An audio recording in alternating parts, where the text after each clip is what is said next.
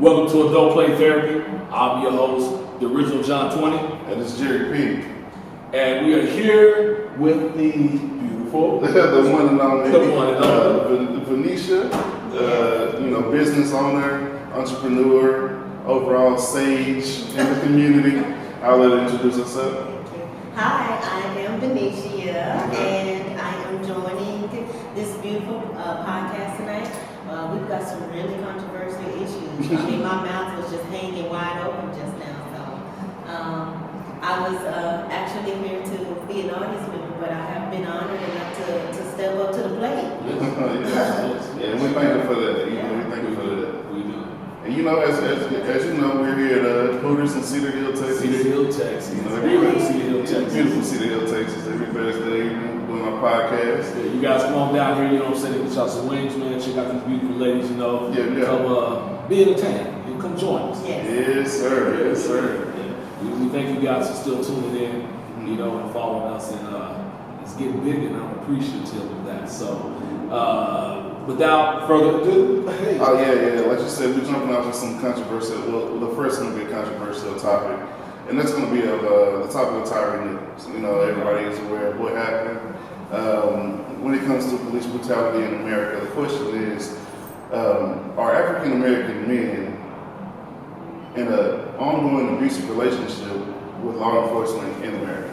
I like that. Yeah. In recent news, Tyre Nichols, like I said, has been another victim of police brutality. Whether it was personal, whether it was by happenstance, it's an ongoing issue. So we did want to discuss it today, and because it's almost like we've become callous to it now. It happens so often, it's not even surprising anymore, and it's disheartening because it's us. And this time you can't blame it on race. It wasn't a white cop doing it, still a black person, or where their insensitivity in lies. But it was actually 5 black cops. Yeah. So the question is like, it's not racial anymore. So is it just a systematic thing within the departments, or what is that? Well, I'm gonna take it like this, so you can give the introduction. So Okay. 20 speaking. Let me explain something to you. For starters, we are not slave days anymore. Yeah. Okay. We don't need you police officers to police us. We are not owned by no man. Of any color or creed. Yeah. We are a people, just like you are a people. I think the thing that really disgusted me about the story was the fact that there were black cops. That's number one. And I think the second thing that disgusted me about the story is the fact that it got big national news, and everybody's pressing on it, everybody's pointing the finger at it and all that. And it's like we get this from white cops all the time, consistently. But because it was black cops, now it's like a different light shine on it.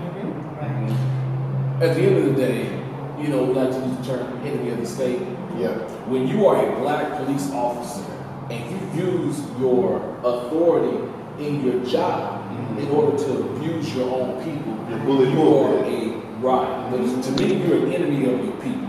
I agree. You see what I'm saying? So all 5 of you black officers who took the time to take a personal issue and use your badge as a bunch of cowards, hide behind it to kill this young man, you are an enemy of your people. You know what I'm saying?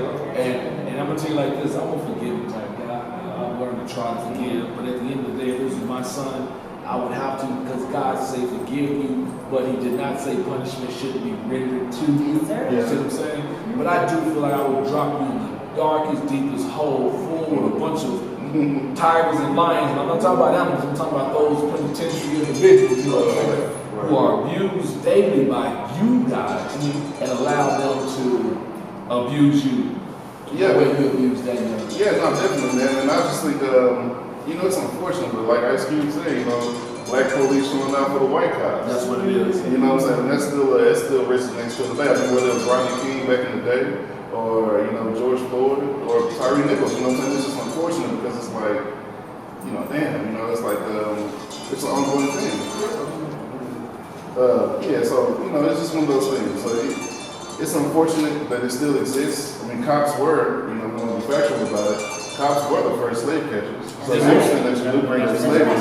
You know what I'm saying? It is interesting that you bring that up, but at the same time, Shit, we're so far away from, well, we think we're so far away from that it doesn't exist, but that's just the reality of it, man. And there's the fact that you're a black guy. Mm-hmm. You know what I'm saying? You gotta understand something. As a black police officer, you know, my kids look up to you because they think at the end of the day, you're making a difference. You're here to protect and serve the people who have not been protected. Or served. Yeah. Or served. You see what I'm saying? So when you take those positions bring you the power and the authority and the respect. You know what I'm saying? That is necessary in order for us to, you know what I'm saying? To kind of gain ground in this racial, diverse culture and lifestyle that we're living in, you know? Yeah. And if when you come in and you use your authority the same as a white man and you take advantage of us, you're not doing that to little white boys, you know what I'm saying? No, you definitely not. Right. You definitely not. And that's crazy because they have the propensity to decipher only to do it to us. Yes. Because it's not just white people. You're not going to Asia town or Chinatown, wherever that is in the, in your Or the community. Arabs. Nowhere. And I don't know if it's because. Not even a Latino. Well, yeah, Sure. it's almost like we're the ones to do it to. Exactly. Because of the, I don't know, and the Greece act like that is just, it's unfortunate. You know what I'm saying? I hope all those cops are, held their feet to the fire, hold their feet to the fire like you would do anybody else. And be punished for that. No, Yeah. but I don't want that.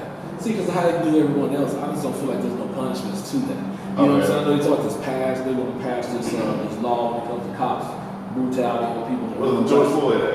Yeah, the George Floyd Act. Yeah, I mean, personally, man, that hold your feet to the fire BS, man, let me explain something to you. It's like in Cross City, you need to be caned right away. That's true. That's You know true. what I'm saying? We saw you. You know what they do? You know what they do out there in Israel and Jerusalem? You steal something and cut your hand Cut your hand off. You know what I'm saying? Cut your hand off. You need to be punished right now to the strictest. You know what I'm saying? No. Verdict of the law. And I'm saying that because it saddens me. Yeah. I'm not gonna lie to you. This thing disturbs me because number one, if this is a personal situation and it was done personally because of a female, Right. bro, Yeah, that's really some bullshit. that's really That's really some bullshit. I'm sorry. I just had to say it. I'm sorry. And then your homies come through. I got you. We being political about it right now, but that was really some whole shit. And something else I really don't appreciate, if something like that happened to my family, I don't want Reverend Al Sharpton, the whole brigade that comes every time it's a situation like this, and for Kamala Harris to go to the funeral and talk about the Supreme Court needs to, At the funeral. fuck that. Yeah. No politics. Like the family's No there, politics. We talking about. like this dude had kids. Yeah. You know what I'm saying? Yeah, whatever. I don't give a damn if he didn't have that. Right? Don't come with the political stuff at a time like that because your administration is already on some BS because y'all really not fulfilling a lot of stuff that y'all said that y'all was gonna do. So don't use this as an opportunity to, push your agenda. Like I really don't appreciate that. So But this is my thing. Okay, so we've been going through the very same thing since, like you were saying, the lynch mob, right? Mhm. So we were introduced to this country as slaves. Yeah. Right? Mhm. We were independent, we were architects, we were engineers, we were mathematicians, we were all these beautiful things, kings and queens, and then we were brought over here to be slaves. Right. And they systematically beat us, killed us, made us rape each other, made us do all these horrible, horrendous things to each other. Yeah. Over the course of 400 years, which is between 12 and 16 generations. That's a lot. Yeah, they systematically separated us, and we have been going through we've been suffering the very same way since the Jim Crow law. Yeah. I mean, I think it's Since just. Rodney King, like I was saying earlier, this is a modern day Rodney King situation. It is, and I think it's like that because they don't want the playing field to be even. Because if it is, you already know so. Yeah, we discussed this in other shows. If you look at the history books that our children have been taught, They talk about that they taking out of schools right now. Yeah, they're taking out schools. They're taking slavery out of it. They don't want them to know anything about it. That's They want true. to- They pretend like, oh, you're just as equal as a little white kid beside you, and that's not true. It's not true. It's just not true. So people say we've been in slavery for 400 plus years and all that. I tell them like this, man. I don't even want to hear that. Just keep the clock rolling. We've been in slavery. We're still in slavery, and it's going to continue to be that way. You know, I thank God for those individuals in our urban community, you know, black community that's natives, got the billions, like, you know, they did the Grammys and, you know, Jay-Z, Billionaire, you know, state and stuff. Yeah, I appreciate him. 50 years of hip hop. Yeah, it looks like there's so many of us that are still struggling. You know what I'm saying? I mean, I celebrate, I thank you guys, but it's like, in reality, you know, where's our help at? Where's our support at? You know what I'm saying? Some of us got this thing, but some of us don't have it. You know what I'm saying? And it's bad that we're in positions to where we're constantly being knocked down. Yeah, and you know, that's an interesting point that you made, and you can see it in all facets of life. It's not just the financial aspect. Like, even when we go back to the topic, the George Floyd thing, that guy had his knee on his neck for over 8 minutes. Yes. There's no reason why any black person standing around should have been recording it instead of saying, hey, you know, push that motherfucker off of his neck. But you know what happens there? He was shooting. Yeah, that's true. Too much power. That's true, but then that goes back to the Willie Lynch thing. I'm gonna abuse the strongest slave on your plantation in front of the others, so you niggas know, so y'all know. And it's unfortunate that we know. But see, what's bad is you say that. I'm upset with all officers, all of y'all the cowards that take the position to watch this thing happen. You know, those that don't, I'm all for you guys. All that brothers in blue, that band of married men crap that you guys got, that little crap, you know what I'm saying? That bond, that gang mentality bond that you guys hold tight to. It's the same thing as it is on the streets.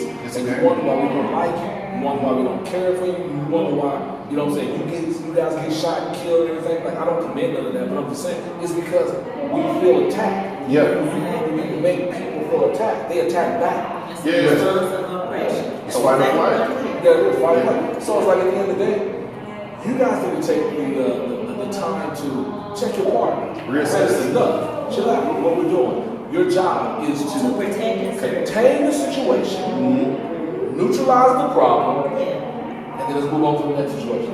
Your job isn't to beat the problem. So do y'all feel like it's this is much further than diversity training? Yes. So this isn't like, okay. I was just because you know that's. At first I thought it would be that. Well, they're trying to implement that. It's like, okay, we have the white officers going to the community to get to know these people, and it's still like, well, it ain't just a white officer. It's not good. You know. And you know, so I've been put on multiple times. I like 10 years, you know, amongst other things, lied about some things, you know. And it's like when most cops see me, and I'm not even sitting here pretending, you know, when the cops see me, it's a complete change of personality and mentality. You're automatically aggressive. You automatically want to prove a point. Right. But the level of intelligence that I bring to you, I can tell it pisses you off even more. Now, I've been pulled over by Hispanic cops. I was said to have raped and molested a young woman. And cops came to get me. I mean, they had a slew of them, probably 6-7 cars came to get me, bro. And when they pulled up, I did. When they pulled up on me, the Hispanic cop, nice guy. He said, you know, Mr. Carrington, I take you back to the house and we gotta do this, we gotta do these photos of your spot because she said if you did this with a weapon and whatnot, I'm just like, whatever. He said, listen, I look at you, I see you're a good looking guy. He said, I spoke to this young woman on the phone. He said, I've seen rape cases, I've heard rape cases. She did not sound like she was raped. So tell me what really happened. I said, man, I broke up with her and I told her it was time for me to leave because I was leaving to go meet with somebody else. He said, I figured that's what it was. She was jealous, she was upset. He said, well, we still gotta do what we gotta do. But that's never a good thing to break into your house and break up with. I learned my lesson. That's a good game right there. Right. But that's the concept. You got some people who can assess the situation and know right from wrong. And then you got some cops who's like, well, regardless of what she says, you know, I'm going to implement my authority on this individual. And thank God you had that type of an officer, because they could have just totally left. We finna get on y'all. It's okay. We got an open podcast, guys. We got fun today. We got. But even though this is this is a serious topic. It is, man. And you know, it's just one of those cases of I'm sick and tired of being sick and tired. That's most definitely. Because it's a trip because it's only a matter of time before it gets too close to home. Yeah. For all of us, you know. I have 2 sons, and it's a shame that I'm gonna have to raise them and teach them the ways of the land to where they're gonna have to understand that it's uneven. Yeah. It's not even. You're not on the same, you know, pedestal as, you know, these other people, and you're not the same. You're not looked at as the same. They're never gonna look at you the same. And then you have to be weary of not only your white cops, but you got to be weary of the black cops. Yeah. Nobody's got your side. Nobody cares about you. And it's literally black versus blue. That's what It's literally black versus blue. And you know, the notion of good cops, each time some shit like this happens, it goes out the window. This is my question. What is going on in the police training to where we have had white cops to do this all this time, and now we have black cops thinking it's okay? Like, what are they training these people? Are they training these people that everybody is okay? Because I have seen cops tussle with white people. I've seen them tussle with Hispanics, you know, and they'll let them cuss them out. I have seen white cops going to, you know, they won't pull their gun and they got people hitting them in the faces, spitting in their faces, just all kinds of things. And as soon as they come into contact with the black person, the automatic thing to do is shoot first, ask questions later. That's a part of training. I don't think at all that's diversity training, but it's definitely some kind of training. But what kind of training can you give a black person, the same as the white person, to kill black people only? I think it's just an innate thing that when it comes to us, we don't have the backing that all these other groups have. Because we're looking at, well, even as black people, when it comes to dealing with the police look at us as less than. Black police, we're talking about black police officers. How do you not protect your own people? Because we're not their own people. I don't think they're of us. Just because you can be the prejudice. Yeah. The prejudice is crazy because, you know, I'm gonna be honest, like I said, I'm transparent. I looked at myself. I say that all the time to my children. I don't like niggas. You know what I'm saying? I'm not gonna trip out about it. The reason I say that is because of one reason. You know, and I tell my kids, niggas not always black people. You know what I'm saying? You got white niggas, you got Hispanic, you got Asian. Like you you're got that's a nigga, that's a kid right there. But when you get around certain blacks that act a fool, I tell my kids all the time, I'd rather move away because if you don't move away, then it will trigger me. You know what I'm saying? And you know, we don't have issues. But I want to keep peace. I don't want to have issues with you. I don't want to have issues with another black man. You know, and I find myself all the time when I'm out and black dudes are out, we hanging and if there's a problem, I've always found myself being able to talk to them like, bro, calm that down, you know, we good. You know, y'all have some fun. Don't worry about that group. And you know, I've been able to diffuse a few situations, but at the end of the day, baby, it's all about love, you know? It is. And if you're not tired of dying, if you're not tired of your homies dying, then you got a real problem.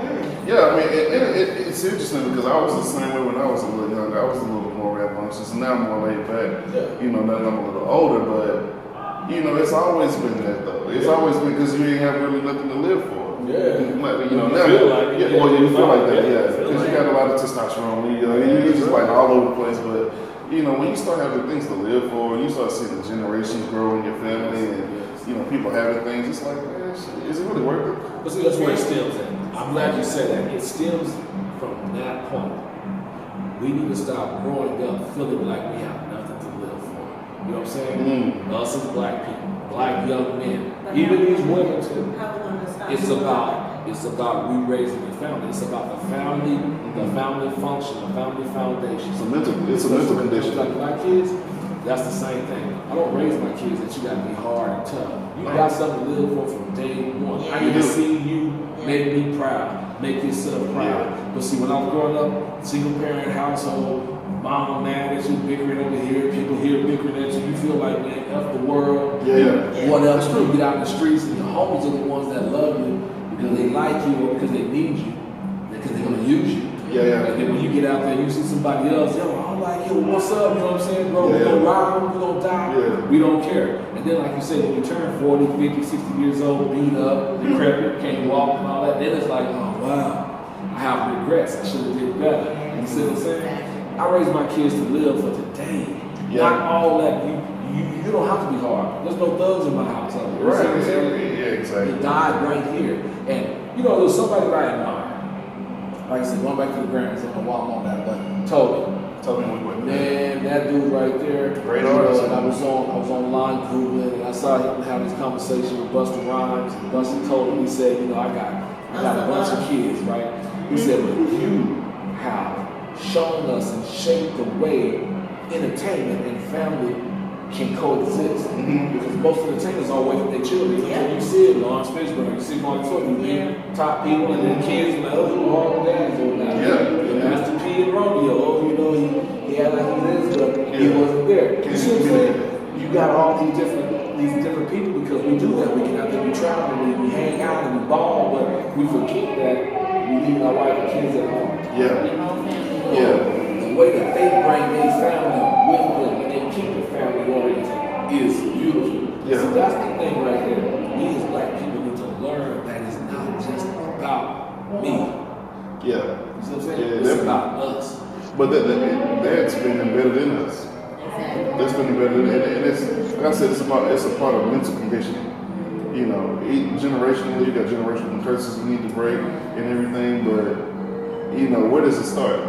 So You gotta start now. You gotta start now. Like, see, it starts I with think it you. starts with the youth, to be honest. But see, we got to start with those parents, though. Well, that's true. We got to change. Yeah. But even when we do our self-inventory, it's our responsibility to show the kids, look, I'm not always right. That's right. You know, I haven't always been right, but this is what you should do going forward.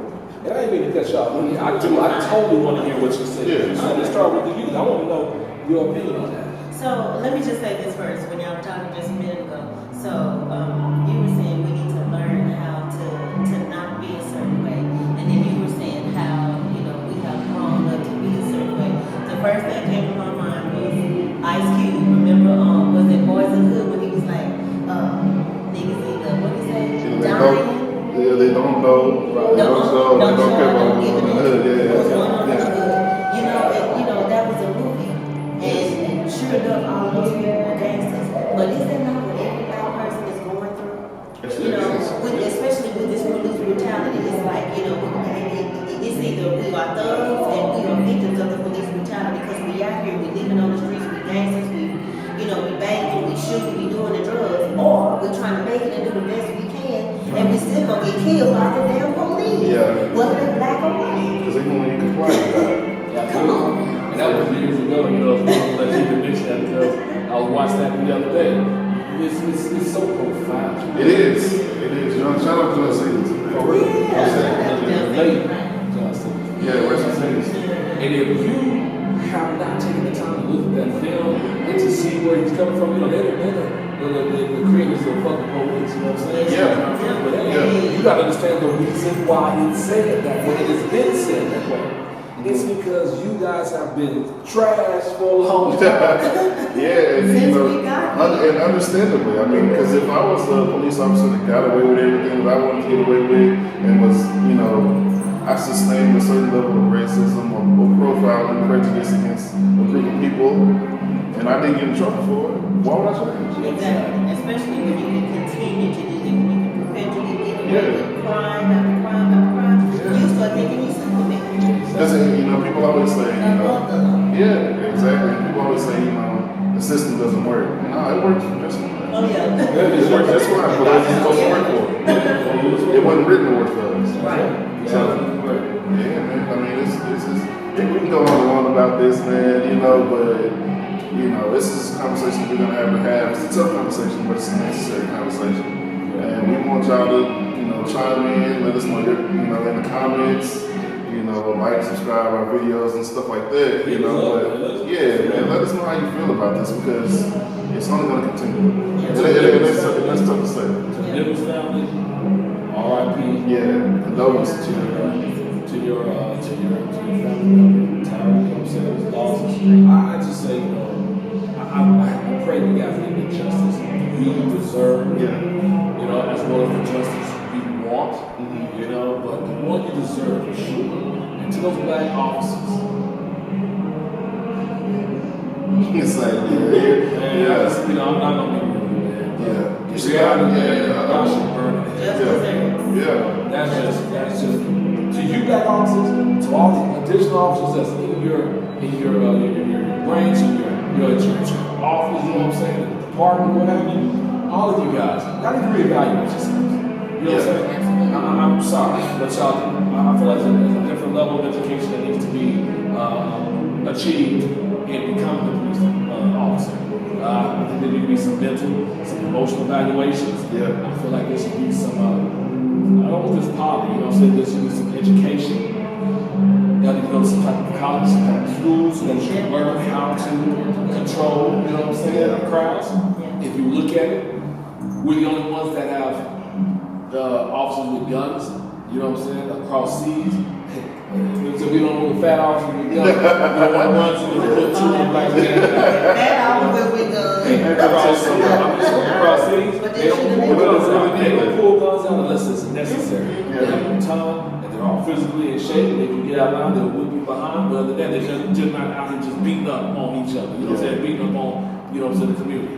You know, so, you know, you take that gun away and you even playing field, I'm sure you'll play nice then. Hello. That's true, man. You know, but it's, you know, But hey. that's okay. Yeah. We're gonna get our day for that. I mean, it just seems like it's just brewing right now. It seems like it's gonna be a modern day civil war. And let me tell you, we are not our ancestors. Okay?